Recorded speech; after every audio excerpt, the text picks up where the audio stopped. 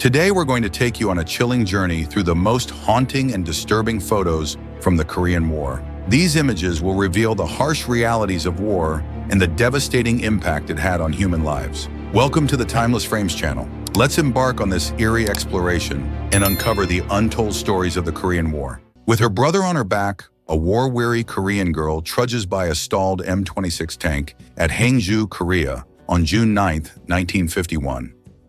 In this undated photo from North Korea's official Korean Central News Agency, distributed by Korea News Service, North Korean combatants plunged together with the tank unit in Seoul during the Korean War. In this undated photo from North Korea's official Korean Central News Agency, American combatants captured during the Korean War march down a street. Tank landing ships unload at Incheon on September 15, 1950. American forces landed in Incheon Harbor one day after the Battle of Incheon began. Troops of the 31st Infantry Regiment land at Incheon Harbor, Korea, aboard LSTs on September 18, 1950. A young officer and his wife sit in their car at the dock and stare quietly at the waiting aircraft carrier before he leaves for Korea. San Diego, California, 1950. Singer Paul Robeson addresses a hands-off Korea rally from a sound truck at the corner of 126th Street and Lenox Avenue in the Harlem section of New York on July 3, 1950. A USAF RF-80 reconnaissance plane captures strafing attacks by the 5th Air Force on a North Korean village, showing burning vehicles and a T-34/85 tank. A U.S. Marine Wright orders captured North Koreans to keep their hands up on September 20, 1950. In the background is one of the tanks which came ashore in the assault at Incheon. A young Korean child sits amid the smoldering ruins of his home, destroyed in Suwon on February 3, 1951, as Allied troops burn shelters to deny their use to enemy forces. A U.S. Marine tank follows a line of prisoners of war down a village street, September 26, 1950. Captured by American forces in the Taegu area of South Korea, on October 8, 1950, these North Korean girls are marched to a train that will take them to a prisoner of war camp at Busan. A helicopter lifts off over 1st Marine Division troops positioned on a mountain slope, highlighting its crucial role in battlefield evacuation and reconnaissance. A glimpse inside a Frontline MASH unit on October 26, 1951, showing patients receiving treatment while surgeons operate under relentless conditions. 3 Korean communists in a fishing boat are captured by the USS Manchester off the coast of Korea on May 10, 1951. A command post somewhere in South Korea on July 12, 1950, as American soldiers keep on the alert with their straw-covered camouflage weapons carrier. F-9F-2 floating on water after crash over bow of USS Philippines Sea CV-47 near Korea. Commander R. Weymouth stands on the nose of the plane awaiting rescue. Crew members of a Marine battery launcher hold their ears and crouch to the ground as rockets are fired into the night sky. Soldiers digging into bunkers atop Old Baldy in Korea in 1952. A UN soldier left who stands guard at a prisoner of war enclosure where a great mass of communist troops lines up after their capture somewhere in Korea on March 21, 1951. PFC Milton Raines of Green Bay, Wisconsin adds a picture of Mitzi Gaynor to his bunker full of pinups at his post in Korea on December 18, 1952. Crew members stand atop their tank, stranded in a riverbed while attempting to find a shallow crossing, before being towed to safety on April 7, 1951. Bomber command planes of the U.S. Far East Air Forces rain tons of high demolition bombs on a strategic military target of the Chinese Communists in North Korea on January 18, 1951. South Korean WACs march in military precision through Busan on September 12, 1950, demonstrating their readiness to support their male counterparts in battle. High explosives rip through a railroad bridge outside Hamhung on December 19, 1950, as UN forces destroy it to prevent its use by advancing Chinese troops. American GIs thread their way over snow-covered hills north of Seoul, South Korean capital, on January 14, 1951, during earlier stages of UN withdrawal. A pair of bound hands and a breathing hole in the snow at Yangji, Korea, on January 27, 1951, mark the spot where a civilian was left to die by retreating communist forces. Sergeant Bernard Young, a military policeman from Detroit, sits in an abandoned office-like setting in Chuncheon on May 3, 1951, as UN forces withdraw, leaving only a rear guard. Paratroopers drop from U.S. Air Force C-119 transport planes during an operation over an undisclosed location in Korea in October of 1950. A long winding stream of Korean refugees board a vessel in Hungnam Harbor, North Korea, on December 21, 1950, as they flee the advancing Chinese communists and North Koreans. Tanks from the 1st Marine Tank Battalion fire into the Korean night, targeting supply installations in a devastating night mission on January 16, 1952. The 1st Division Marines land at a seawall far behind the lines of the Communist forces during the landing at Incheon. GIs and Korean service corpsmen gather empty artillery and mortar shells near the front lines, evidence of the intense fighting at Outpost Harry on June 18, 1953.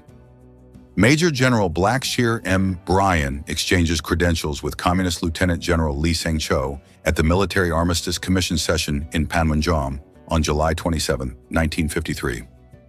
3 happy flyers of the 18th Fighter Bomber Wing let the world know how they felt as they returned from a combat mission over North Korea to learn of the armistice signing on July 29, 1953. South Korean women weep as President Syngman Rhee speaks at a memorial in Seoul on October 17, 1953, honoring the 33,964 South Koreans lost in the final year of war. PFC Donald Jones of Topeka, Kansas, pauses to read a sign just posted on the south limit of the demilitarized zone in Korea on July 30, 1953. At the train station, Pusan became the capital of the Republic of Korea during the Korean War. Pusan, South Korea. 1952. U.S. General Ridgway and Admiral Joy, located just below the 38th parallel, in 1951, Kaesong was chosen as the site of the first truce talks between Northern and Southern Korea. Mass in front of the Statue of Liberty, United Nations Re-Education Camp for Chinese and North Korean prisoners, Kojedu Island, South Korea, 1952. Town of Pusan, which became the capital of the Republic of Korea during the Korean War, South Korea, 1952. The village of Sanyang-ri, located on the front line between South and North Korea, 1951. International press photographers covering the Korean War, Kaesong, South Korea, 1952. The island of Kojedu, North Korean prisoners of war building a breakwater, South Korea, 1952. The burial of a young South Korean girl. A United Nations flag is placed on the tomb. The inhabitants of the village were later taken to a refugee camp. United Nations Re-Education Camp for Chinese and North Korean prisoners. Kojedu Island, South Korea, 1952. A North Korean prisoner of war showing an anti-communist tattoo on his arms, proving his new political faith. Laundry hanging on the barbed wire. A camp for North Korean prisoners of war. Kojedu Island, South Korea, 1952. The prisoners perform a square dance in front of a large Statue of Liberty. Internment camp for North Korean prisoners of war. Kojedu Island, South Korea, 1952. A political readaptation course for North Korean prisoners of war. UN Re-Education Camp for Chinese and North Korean prisoners. South Korea, 1952. Education camp for Chinese and North Korean prisoners. North Korean prisoners waiting for medic. Camp for North Korean prisoners of war. The youngest member, South Korea, 1952. Another photo of education. Camp for Chinese and North Korean prisoners. South Korea, 1952. On the 70th anniversary of the armistice, the New York Times revisited the war's early days through archival photos. One striking image shows American Marines rushing past the body of an enemy soldier in September 1950 during General MacArthur's bold Incheon landing that turned the tide of the war. An undated photo from North Korea's official news agency claims to show North Korean soldiers in combat. The North justified the war as an effort to reunify the divided Korean peninsula, with the pro-Soviet North clashing against the pro-American South. A dramatic shot captures American B-29 Superfortress bombers releasing their payloads over Korea. Even today, the U.S. occasionally flies strategic bombers over the peninsula to deter North Korea from military aggression. In January 1951, villagers waved South Korean flags as troops marched to the front lines. Initially, UN forces pushed the communists north after the Incheon landing, but by early 1951, they were retreating south as China entered the war. A haunting image shows North Korean civilians in Pyongyang standing amid the ruins of an American bombing. Over 1 million North Koreans, more than 10% of the pre-war population, were killed, leading North Korea to build its key military infrastructure underground to this day. American soldiers engaged in intense street battles in Seoul. The Incheon landing placed U.S. Marines behind enemy lines, allowing them to swiftly reclaim the South Korean capital. In December 1951, villagers in Damyang, South Korea, were arrested on suspicion of aiding communist forces. Accusations of collaboration were common during the war, leading to harsh consequences for many civilians. A destroyed Soviet-supplied North Korean tank lies in ruins in 1950. The Soviet Union armed North Korea with weapons and military support, fueling the conflict. American troops battled to capture a hilltop in September 1950. Korea's rugged mountainous terrain forced soldiers into brutal hill-to-hill combat, where strategic high ground often decided the outcome. A tense portrait of Captain Francis Ike Fenton captures the moment he learns his Marines are nearly out of ammunition in 1950. "We were pinned down by day and counterattacked by night," he recalled as they fought to retake Seoul. Allied troops and supplies parachuted into Korea in 1951. Throughout the war, the U.S. dominated the skies, using air power to support ground operations. American Marines pushed forward after landing at Incheon in 1950. Their next objective was to reclaim Seoul from North Korean control. South Korean students marched toward the front lines in 1950. Known as soldiers without dog tags, they fought with minimal training and little protection. U.S. Marines retreated from the Chosin Reservoir in late 1950, enduring brutal losses to Chinese forces. The freezing temperatures and deep snow made their withdrawal even more harrowing. An American soldier consoles a grieving comrade in August 1950 after his friend was killed in battle. Many U.S. troops were young and unprepared, rushed from police duty in Japan into a war they barely understood. A helmet with a bullet hole lies abandoned on a 1953 battlefield.